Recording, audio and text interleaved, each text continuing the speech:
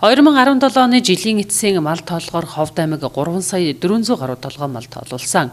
Нийт нутгаараа цас ихтэй хүйтэн байснаас 14 суманд өвлжилт хүндэрч улмаараа 100 гаруй толгой мал хорогдсон мэдээ бий. Малын хорогдлын дийлэх хувийг Чандаман, Манхан, Дарив, Дөргөн зэрэг сумууд эзэлж байгаа юм а. Цаг цагаараа байдаггүй болохоор цас ханзарч малчны хотонд төлийн дуу цангинаж эхэлжээ. Ховд аймгийн Дарив сумын Мөрөн багийн малчин Ханбатынхал гэхэд энэ хавар 200 гаруй их мал төлөлхөөс одоогоор 60 гаруй хувийг нь төлөлөд байна. Манайх нөгөө буурлын нутгаар юу нутгалдаг болохоор нутгийн буудах нэг захыг бариад юу цөөхөн малтайгаа ямар ч байсан өвлийг өнтөө аваа. Тэгээ ямар ч байсан цагаасар атаад авах цаад хэдэн мал төлөлсөн. Одоо нэг төлийн ямар ч байсан 60% хөвтэй болцсон байна, автсан байна. Одоо болж जैन тал гэж бодох юм да. Одоо сайхан гөгчний нутаг, сайхан буурлын нутаг, сайхан Баатрын нутаг гэдэг юм уу да. Юу миний хөгшөө бүгдээр дүнсийн хөдөлмөрийн баатар хав güчөө гэдэг хүн байсан. Юу тэрний маань юу ач буян заяа юм болоо да. Ингэж сайн явна. Өөр одоо маний юм гэж ямар байх вэ? Ховд аймгийн Дарив сумын Мөрөн багийн нутаг Болдын үзэр гих газар хаваржиж байгаа Ханбатынхаа жилдээ 200-аас 400 гаруй мал төлөлдөг байна.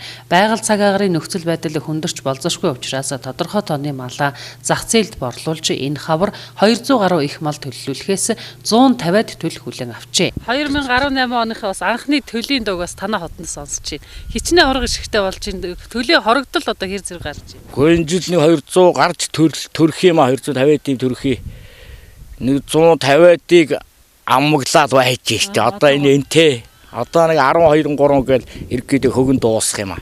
Тэгээ одоо нэг хэдий ба тэгээ нэг ямар ч байсан 60% тах болоо 70% чих болооч гэж бодоод орд мөглөөл байжлаа тэгээл. Хэдий цас ихтэй бэлчээр идэж тэжээл муутайхан өвлөсөн ч одоо цас ханзарч бог бодгүй баглуур будрагна гэд модлог өв сургамлаа даган бэлчээрлэж байна. Малчид өвөл хавартаа цаг хүндэрч болзошгүй учраас өвс тэжээлээ сайтар нөөцөлж авсан. Юутай ч ногоо цухайтал байгаа өвс тэжээлээрээ хідэн малаа тэжээн хэмээн малчин Ханбат ярьж байлаа. Өвс тэжээл хэр зэрэг олдож байна? Бага юм гэдэг сайхан юм да. Тэгээ мууц сайн гэсэн тэгээ болж जैन. Хуучин шиг алга.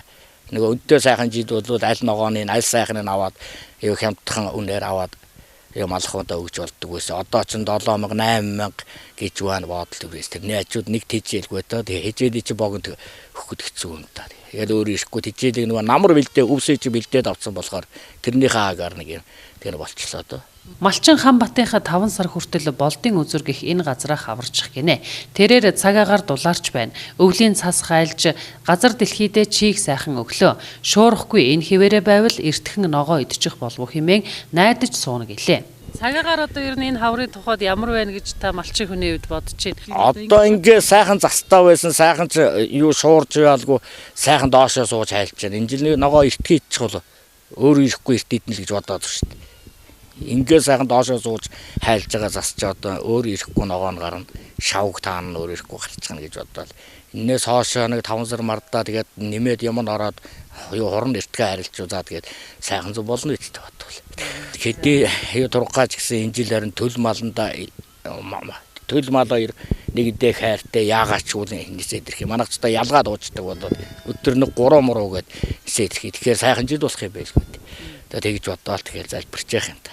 Өвөлжилт хаваржилт хүндэрч болзошгүй учраас Ховд аймгийн зарим малчид эрсдлийг тооцож их малаа хийлтүүлээгүй байна. Гэхдээ энэ хавар Ховд аймаг 1 сая 300 гаруй их мал төлөлхөөс одоогийн байдлаар нийт их малын 4-5% буюу 20 гаруй мянган их мал төлөлсөн мэдээтэй байна.